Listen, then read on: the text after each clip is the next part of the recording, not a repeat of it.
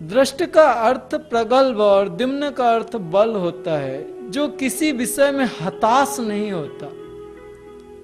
दृष्ट दुम्न का अगर अर्थ निकाला जाए तो सीधा सा मतलब है जो किसी विषय में, किसी व्यवस्था में हताश नहीं होता, लगा रहता है, लगातार लगा रहता है। कैसी भी परिस्थितियां विकल करें, कैसी भी समस्याएं आए, कैसी भी कितनी भी विजाती वृत्तियां उसको हिलाने की कोशिश करें, वो हिलता नहीं है। दृष्ट दुम्न की ये विशिष्टता है।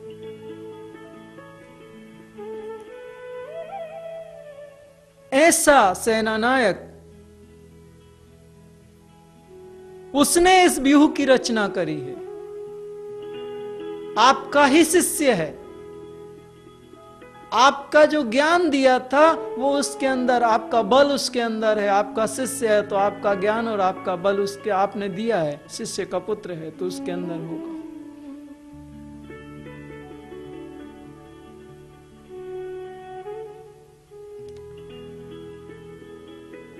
मोहरूपी दुर्योधन डर रहा है। अब वो द्रोण को बता रहा है कि हे द्रोण, सावधान, ये सजातीय वृत्तियों ने अब व्यूह रचना की है। सारी सजातीय वृत्तियां विरोध में खड़ी हो गई हैं और विरोध में भी व्यूह रचना करके खड़ी हुई हैं। और उस व्यूह की रचना करने वाला आपके शिष्य का पुत्र है। वो आपके जैसा हठी है, वो आपके ज्ञान को जानता है। आप अगर हट्टी हैं तो वो भी हट्टी है। अब बराबरी का संघर्ष है ये। ऐसा नहीं है कि सामने वाला छोटा है अपन दमन करके निकल जाए, नहीं, जो आप में है वो उसमें भी है। अब ये संघर्ष बराबरी का है। दुर्योधन जब उस सेना को देखता है, व्यूह रचना को देखता है, तो उसके मन में एक भय आता है। और वो अपना भय द्रोणाचार्य के सामने प्रकट करता है। उसके शब्दों से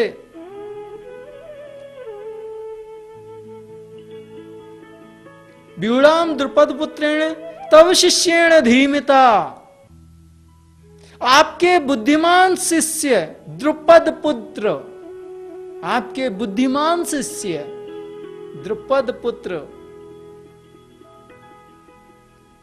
आपका बुद्धिमान शिष्य है, द्रुपद पुत्र है, दृष्टद्युम्न है।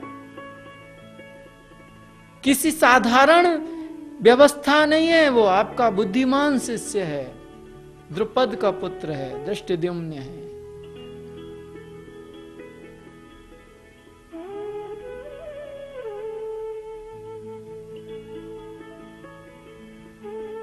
इसमें दुर्योधन के भय स्पष्ट होता है।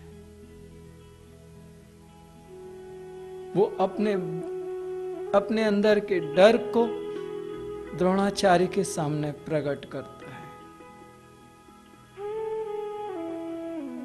साधक के संग व्यवस्थाएं जब ये शरीर में चलती हैं, दृष्टद्युम्न आता है तो साधक ये नहीं देखता कि क्या होगा क्या नहीं होगा, वो जिद के साथ साधना करता है।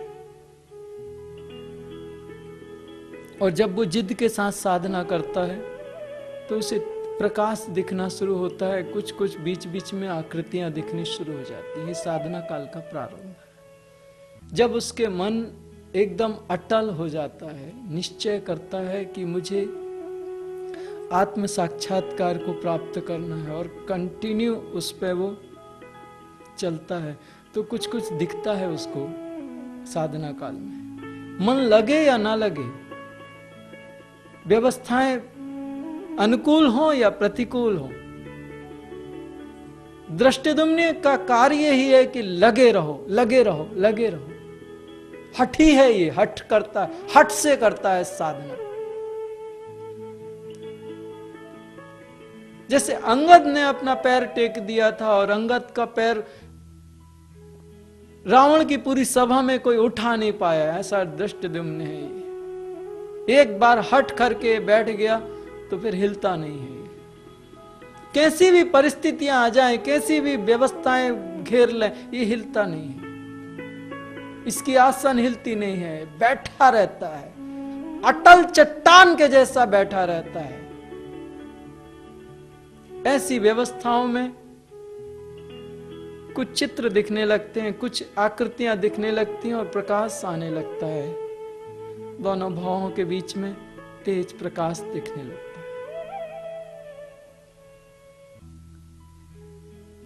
इसी कारण दृष्टद्युम्न पंचरत्न तत्व दल के सेनापति हैं।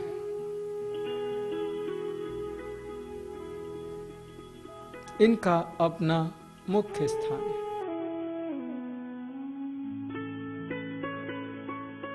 अत्र शूरा महेश्वासा भीमार्जुन समायुधि युयुधानो विराटश्च द्रुपदश्च महारथः धृष्टकेतुः चेकितानः काशीराजश्च वीर्यवान् पुरुजित् कुन्तिभोजश्च शैब्यश्च नरपुङ्गवः युधामन्युश्च विक्रान्त उत्तमौजाश्च वीर्यवान् सौभद्रो द्रौपदेयाश्च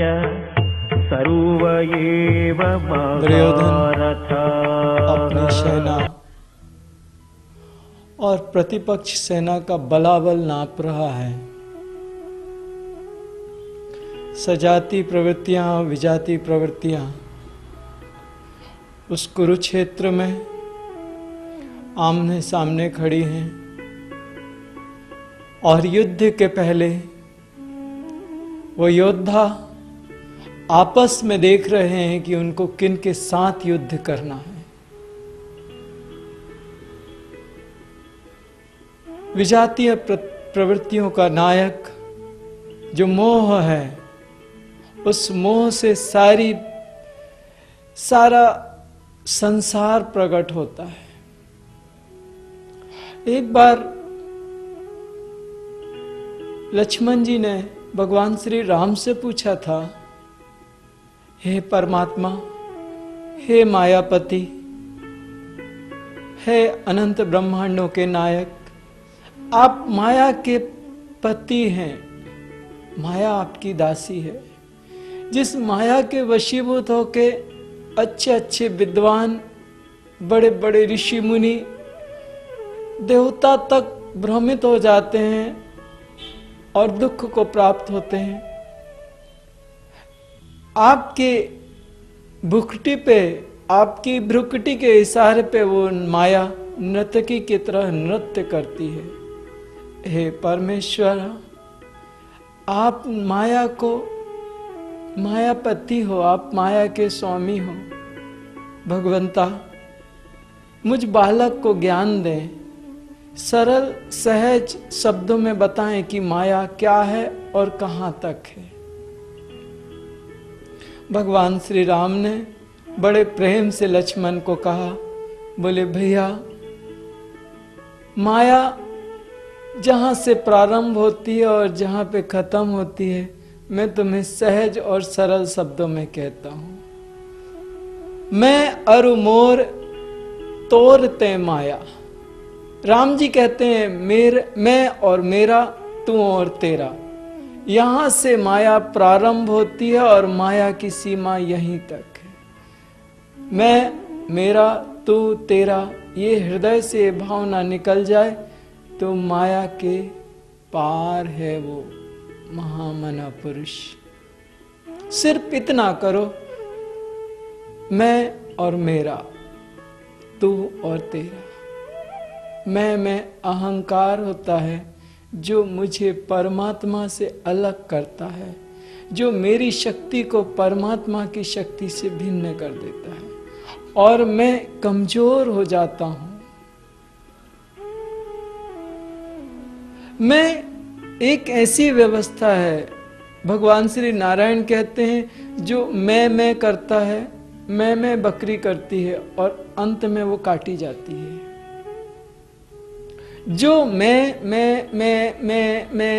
करता है वो अंत में मरेगा ही मरेगा और उसकी अंत बहुत खराब होता है, पीड़ा से भरा हुआ होता है। उसका मन और उसका तन दोनों पीड़ा से भरे हुए होते हैं।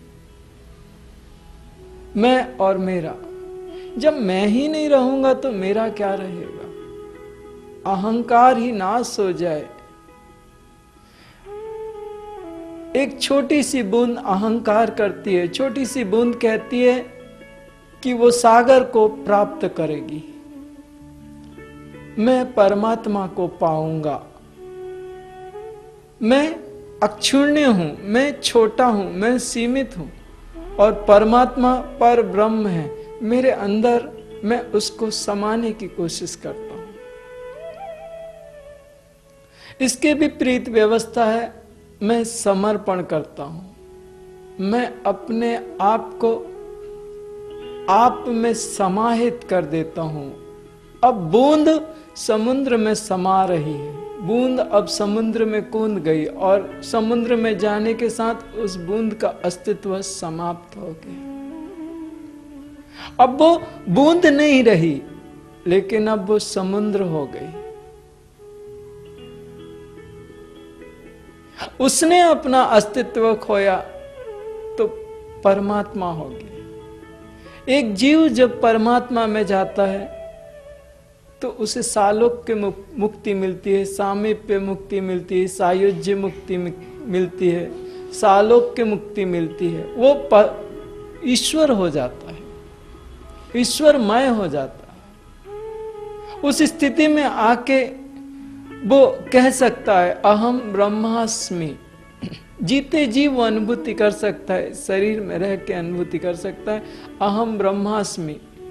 एक छोटा सा शरीर, उसके अंदर से एक आवाज, जीवा से एक आवाज निकलती है, मैं ही ब्रह्म हूं, जिससे अखिल ब्रह्मांड चर और अचर सब कुछ चल रहा है, जिससे सारे ग्रह नक्षत्र गतिमान हो रहे हैं, जिसकी शक्ति से छोटे और बड़े से बड़े प्राणी जीवित हैं, जिसकी शक्ति से काल भक्षण कर रहा है, जिसकी शक्ति से समय गति करता है, जिसकी शक्ति से नदियां बह रही हैं, जिसकी शक्ति से पवन बहती है, जिसकी शक्ति से वो प्राण वायु हर जीव को जीवन दान दे रही है, मैं वही ब्रह्म हूं।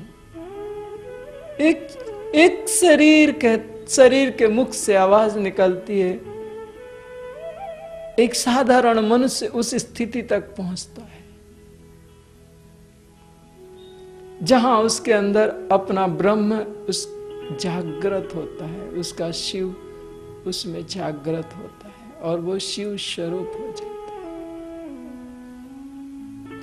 भगवान श्री राम ने इतनी कठिन सवाल का इतना सरल जवाब लक्ष्मण भैया को दिया कि उस सवाल को, उस जवाब को सुनने के बाद लगता है कि ये इतना सरल नहीं है जितना भगवान ने कह दिया।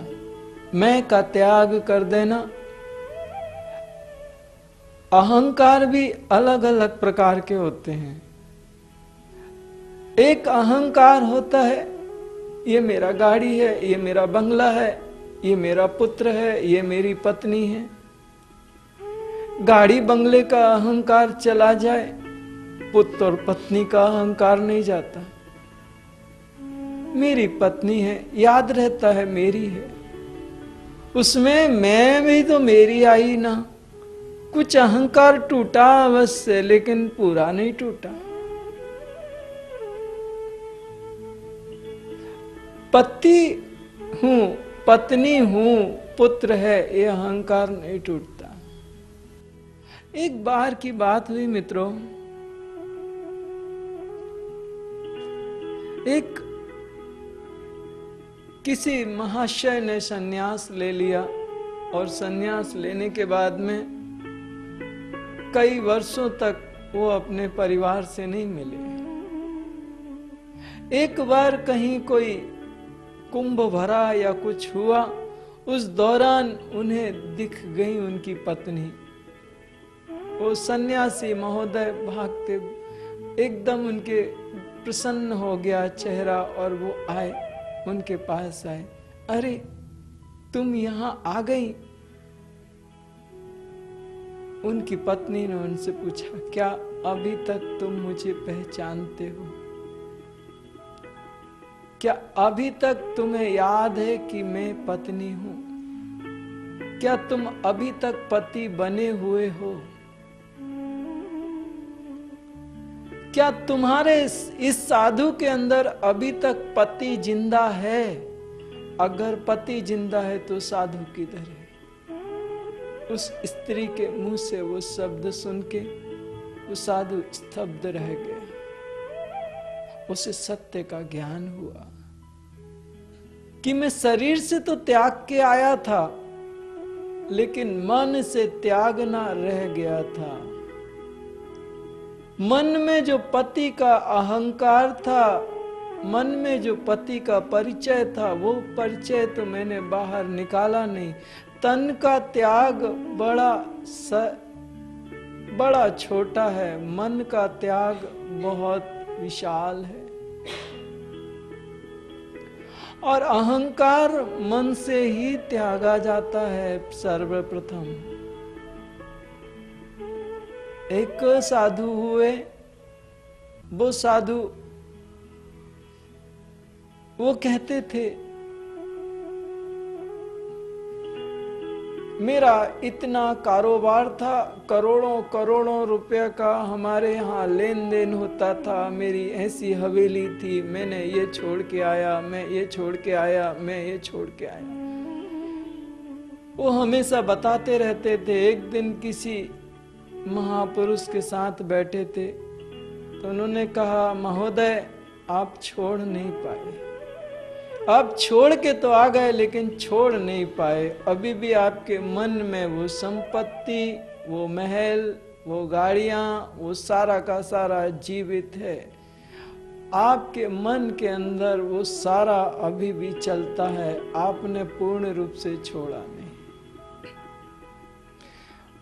बहुत बार साधक को भ्रांति होती है कि वो छोड़ता है, लेकिन छोड़ना कैसे कैसे होता है? क्या बाहर का छोड़ना ज्यादा अनिवार्य है या अंदर से छोड़ा जाए? बाहर से जो चीज हम छोड़ देते हैं, जब तक हम उसे छोड़ते नहीं हैं तब तक उस चीज का कोई उतना महत्व नहीं होता। जिस दिन हमने उस चीज को छोड़ दिया, मान लीजिए 9 दिन उपवास रखने हैं, भोजन का त्याग करना है, उपवास कल से रखना है और भोजन की आसक्ति आज से शुरू होती है। ये हमारे मन की वृत्तियां हैं, ये विजातीय वृत्तियां हैं मेरे मन की, एक साधक की, एक मनुष्य की।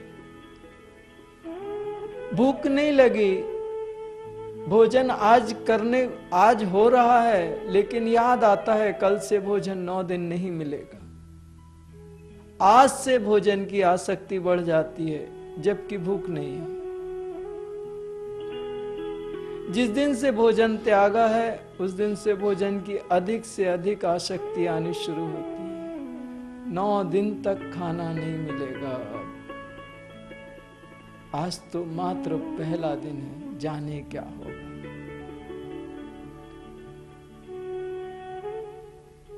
ये व्यवस्थाएं शरीर से हमने छोड़ दिया, लेकिन मन उसका चिंतन कर रहा है। मन जब चिंतन करता है तो शरीर का त्याग का महत्व नहीं रह जाता, बहुत छोटा होता है वो त्याग। त्याग मन का बड़ा है। शरीर से त्यागा जाए या ना त्यागा जाए, महत्व उस बात का नहीं है, महत्व इस बात का है कि मन से त्याग दिया जाए। चाय हम पिए या ना पिए, चाय पीने से शायद शरीर को ज्यादा उतनी तकलीफ ना होती हो जितनी हम चाय को छोड़ने के बाद चाय का चिंतन करके अपने मन को क्षुब्ध कर दें। अगर कोई ऐसी चीज,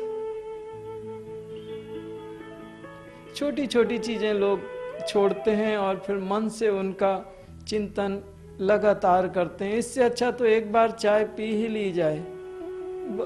उससे 20 घंटे चाय का चिंतन करें, 16 घंटे चाय का चिंतन करें। जब भी कोई चाय देख रहा है, चुस्कियां ले रहा है, उस समय एक मन में पीड़ा है कि हमने तो छोड़ दी, अब तो हम कभी पी ही नहीं सकते। वो जो पीड़ा है, वो जो चिंतन है, उस चिंतन की जगह जहां परमात्मा का चिंतन होना चाहिए, एक चाय के कारण उस चाय का चिंतन लगातार चल रहा है, वो पीड़ा है, वो विजातीय प्रवृत्ति है, वो नेगेटिव ऊर्जा है, नकारात्मक ऊर्जा है, वो तुम्हारे कार्य, तुम्हारी मन की शक्ति का नाश कर रही है। तन की शक्ति उतनी महत्वपूर्ण है, लेकिन मन की शक्ति उससे ज्यादा महत्व रखती है। यहां पर पक्ष और प्रतिपक्ष का बलाबल अभी दुर्योधन देख रहा है। इसके बाद भगवान कृष्ण से अर्जुन कहता है कि परमात्मा, आगे वाले श्लोकों में भगवान कृष्ण से अर्जुन कहता है, मैं भी तो देखूं मुझसे युद्ध की इच्छा रखने वाले महारथियों को। कौन ऐसा है जो अर्जुन के सामने खड़ा होकर युद्ध की इच्छा रखता है? मैं भी देखूं ऐसे महारथियों को। ऐसा इस संसार में कौन है जो अर्जुन के सामने खड़ा हो सके? अभी दुर्योधन देख रहा है, और दुर्योधन देख के भयभीत भी हो रहा है। उसके भयभीत होने का, अगर वो देखता और उसे महत्व नहीं देता, उसको मालूम होता इस युद्ध में जो सजाती प्रवृत्तियां हैं, जो सजाती वृत्तियां हैं, वो इतनी सक्षम नहीं है, इतनी वो निर्बल है, तो वो हंसता था। वो द्रोणाचार्य के पास जाके विचार विमर्श नहीं करता था। अगर सामने का दुश्मन कमजोर हो तो जोर से ठहाके लगा के हंसे जाते हैं और कहा जाता है कि ये क्या युद्ध करेंगे। ऐसा नहीं हुआ।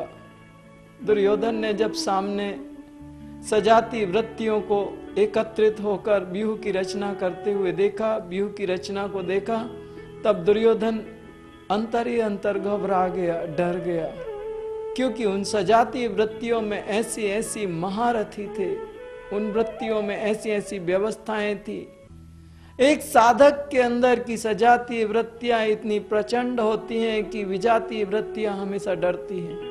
अगर ये सजाती वृत्तियां एक साथ रही आई और लगातार इन्होंने कार्य किया तो ये साधक शिव में स्थित हो जाएगा, ये ब्रह्म में स्थित हो जाएगा। दुर्योधन को डर है, और डर है इसीलिए वो द्रोणाचार्य के पास गया, क्योंकि द्रोणाचार्य दोनों पक्षों के गुरु हैं। द्रोणाचार्य एक ऐसे आचार्य हैं जिनकी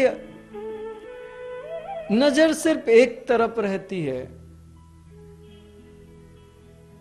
वो शिक्षा या दीक्षा दें तो वो राजपुत्रों को देते हैं, चाहे वो राजपुत्र अच्छे हों या बुरे हों। वो किसी निर्धन या गरीब को शिक्षा नहीं देंगे, चाहे वो कितना भी योग्य हो।